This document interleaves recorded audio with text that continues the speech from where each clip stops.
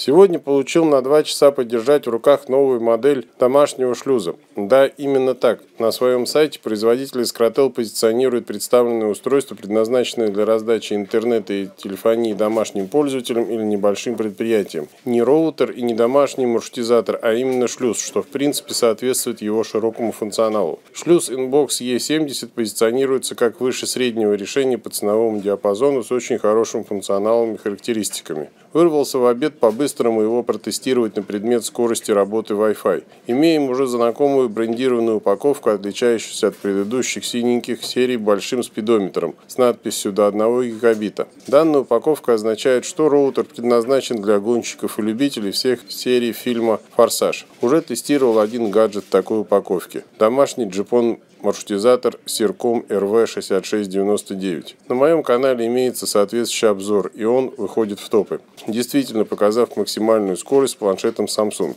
Последнего у меня сегодня нет наличия.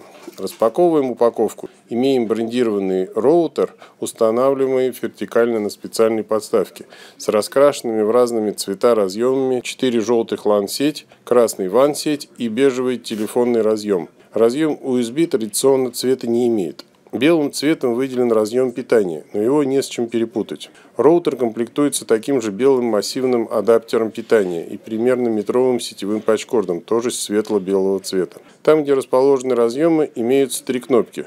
Кнопка питания, кнопка сброса и кнопка VPS. Все 3 кнопки при нормальной работе роутера обычно не используются. На лицевой стороне расположено 8 светодиодных излучателей. Индикации статуса работы означают работу шлюза или загрузку. Индикаторы активности WAN и LAN проводных сетей, а также индикаторы беспроводных сетей 2,4 ГГц и 5 ГГц. Имеется индикатор подключения USB-девайса и активности работы телефонного порта. Можно сказать, хороший современный домашний шлюз. Качественно изготовленный, стильный, имеет на борту 4 гигабитных LAN-порта и 1 гигабитный WAN-порт, что делает его желаемым маршрутизатором для любителей скоростей более 100 мегабит. Wi-Fi модуль поддерживает 2 диапазона частот 2,4 ГГц и 5 ГГц и работает по протоколу 802.11n и более современному протоколу 802.11ac. Опять-таки, что делает его желанным маршрутизатором для любителей скоростей больше 100 мегабит даже по беспроводному соединению. В документации сайта производителя на английском языке указывается на использование USB разъема как файлового сервера, принт-сервера или для установки 4G модема, а также USB-хаба, возможно для применения всех 3 USB функций сразу. В документации обнаружил, что оригинальная модель имеет 2 порта телефонии, а не один, как у меня на фотографии, а также встроенную базовую станцию DECT. Очень удобно для прямого подключения беспроводного телефона.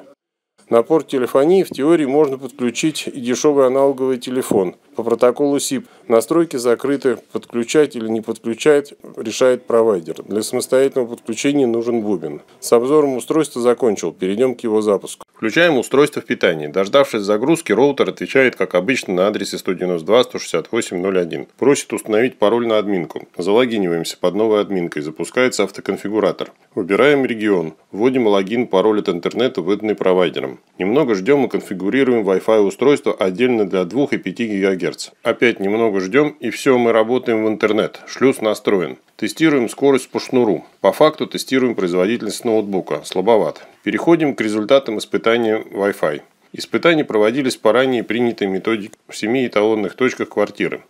Испытания проводим 2 устройствами: ноутбуком в диапазоне 2,4 ГГц и планшетом iPad Air 2 в диапазоне 2,5 МГц. Беда современных квартир, что диапазон 2,4 забит наглухо, и скорость можно получить только у роутера, либо в диапазоне 5 ГГц. Результаты подтверждают практически данное утверждение. Мы получили 50 место со средней скоростью 32 мегабита или 17% от лучшего результата. На тестах ноутбуком Hewlett Packard в диапазоне 2,4 ГГц и 30 место с планшетом iPad со средней скоростью 56 мегабит или 30% от лучшего результата. Делаем вывод. Со временем радиообстановка в лаборатории все ухудшается. В диапазоне 5 ГГц результат оказался очень хорошим при использовании спид-теста. Мы по факту уперлись в физическое ограничение порта домового коммутатора, равного 100 мегабит.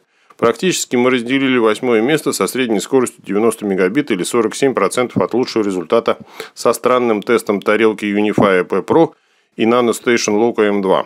Странным, потому что в жизни в квартирах такие конфигурации вряд ли кто собирает. Не буду рассказывать почему. Чтобы снять физическое ограничение коммутатора доступа, развернул на стационарном компьютере утилиту iPerf3 и включил его непосредственно в шлюз с гигабитным портом. Имеем третье место со средней скоростью 116 мегабит или 62% от лучшего теста. Достаточно далеко вперед оторвался роутер Asus RT66 со 134 средней скоростью, но зато мы обошли Unify AP Pro со средней скоростью 109. Наверное, было бы честно перетестировать все три топовых железяки в диапазоне 5 ГГц с планшетом Samsung. Думаю, в будущем так и сделать. Посмотрим результаты. Наверное, Scratel обгонит Asus. Asus не имеет поддержки режима AS. Именно из-за использования режима AS на планшетах Samsung GPON-терминал Sercom показал выдающийся результат. Говорят, что планшет iPad видит в сетях моих соседей метку зоны Российской Федерации, не включает режим AS, так как есть проблемы с нормативной базой по утверждению Apple. На сегодня все. Могу только добавить, шлюз оправдал мои ожидания от фирмы Scratel. Я рекомендовал его к использованию, если вы активно юзаете интернет. Он собран на достаточно производительном процессоре и не должен падать, как бюджетные роутеры при одновременной закачке торрентом или агентом Mail.ru. Правда, я не тестировал. Но думаю сделать и выложить тесты работы домашних роутеров при высокой нагрузке ЦПУ. Если вы хотите, чтобы мои исследования в области работы устройств Wi-Fi стали доступны большему кругу зрителей, ставьте лайки и подписывайтесь на канал. Рейтинг видео зависит не только от количества просмотров. Таковы правила YouTube. Спасибо вам.